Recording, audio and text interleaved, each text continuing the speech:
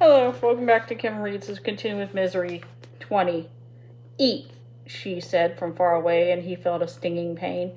He opened his eyes and saw her sitting beside him. For the first time, he was actually on level with her, facing her. He realized with bleary, distant surprise that for the first time in untold eons, he was sitting too. Actually sitting up.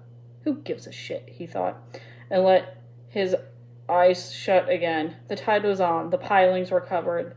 The tide had finally come, and then the next time it went out, it might go out forever, and he was going to ride the waves while there were waves left to ride, and he could think about sitting up later. Eat, she said again, and this time was followed by a recurrence of pain. It buzzed against the left side of his head, making him whine and trying to pull away. Eat, Paul, you've got to come out of it enough to eat, or zzz, his earlobe. She was pinching it. Kay, he muttered. Kay, don't yank it off for God's sake. He forced his eyes open.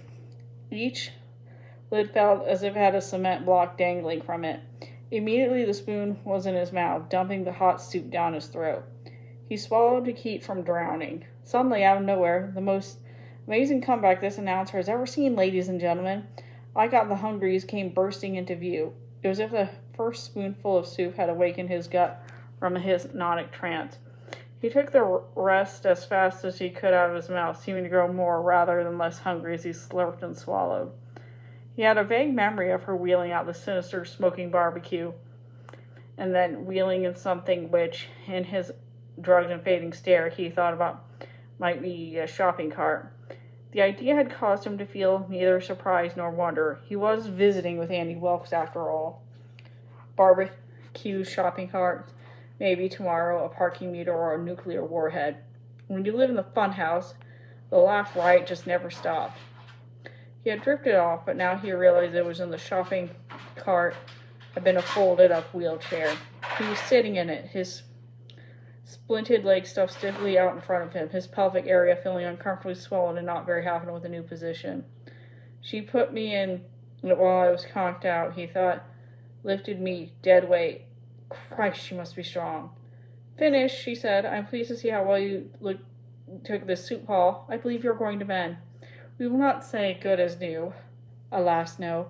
But if you don't have any more of these contretemps, I believe you'll mend just fine. I'm going to mend your nasty old bed. And that's done, I'm going to change nasty old you. And then, if you're not having too much pain and I still feel hungry, I'm going to let you have some toast.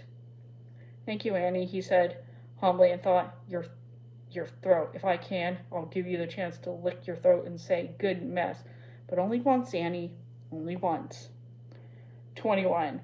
4 hours later, he was back in bed and would have burned all his books for every single novel.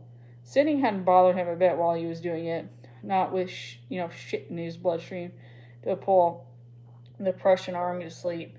But now it felt as if a swarm of bees had loosed in the lower half of his body.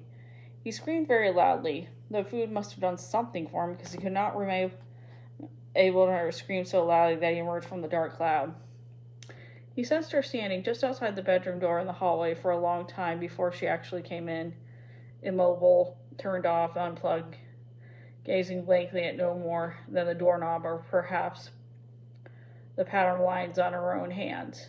Here, she gave him his medication, 2 capsules this time. He swallowed them, holding her wrist to steady the glass.